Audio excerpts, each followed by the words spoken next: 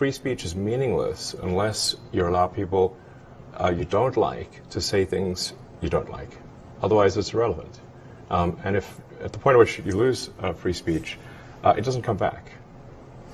I think the issue some people have is that a lot of people were brought back. I mean, some people were brought back who were previously banned for spreading things like QAnon conspiracies. You have people like Andrew Tate who were brought back, who were previously banned for things like hate speech.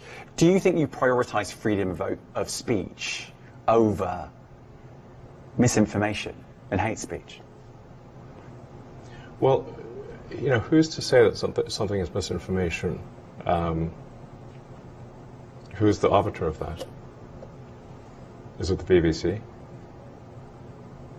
You're literally asking me? Yes. Well, no, you are the arbiter on Twitter, because you own Twitter. Yes, I'm saying, who is to say that one person's misinformation is another person's information?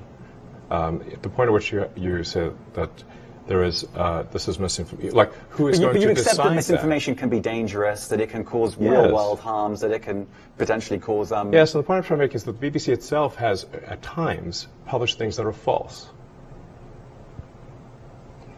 Do you agree that that has occurred?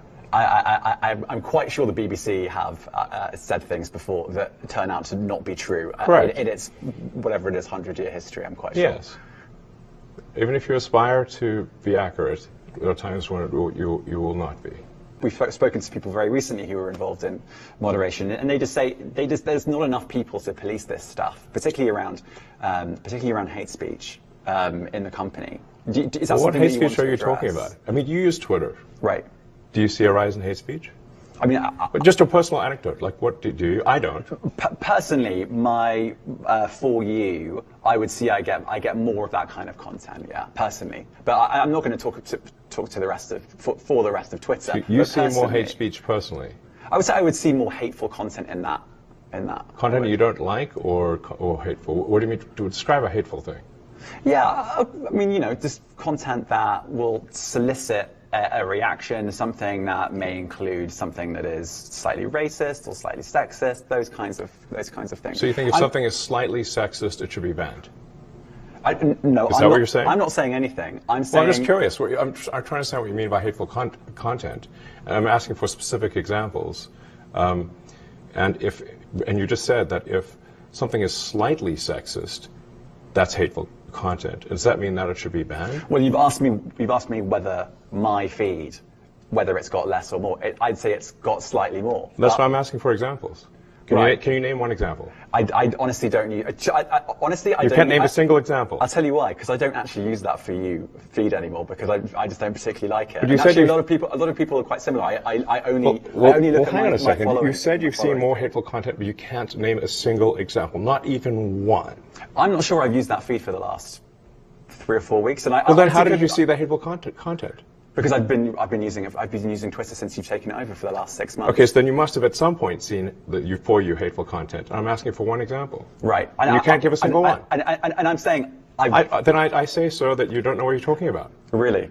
Yes, because you can't give me a single example of hateful content, not even one tweet, and yet you claimed that the hateful content was high. Well, that's false. No, what I claimed... You just lied. What I claimed was there are many organizations that say that kind of information is on the rise. Now, whether it has on my feed or not... I mean, right, and literally you can look at something one. like the Strategic Dialogue Institute in the UK. They will say that. So look, people will say all sorts of nonsense. I'm literally asking for a single example, and you can't name one. Right, and as I've already said, I don't use that feed. But then how would you know that? I don't think this is getting anywhere. You literally said you experienced more hateful content, and then couldn't name a single example. Right, and as I said, that's absurd. I haven't actually looked at that feed. Then how would you know this hateful content? Because I'm saying that's what I saw a few weeks ago. I can't give you an exact example. Let's move on. We only have a certain amount of time. COVID misinformation. You changed the COVID misinformation. Has rules. BBC changed its COVID misinformation?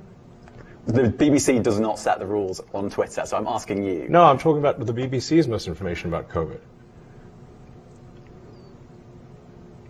I'm literally asking you about, you changed the labels, the COVID misinformation labels. There used to be a policy, it then disappeared. Why do that? Well, COVID is no longer an issue. Does the BBC hold itself at all responsible for misinformation regarding masking and side effects of vaccinations, and not reporting on that at all? And what about the fact that the BBC was put under pressure by the British government to change its editorial policy? Are you aware of that? This is not an interview about the BBC. Oh, you thought it wasn't? I see now why you've done Twitter Spaces. I am not a representative of the BBC's editorial policy. I want to make that clear. Let's talk about something else. If you want to talk about the BBC, you too. All right, let's talk about something else. You weren't expecting that.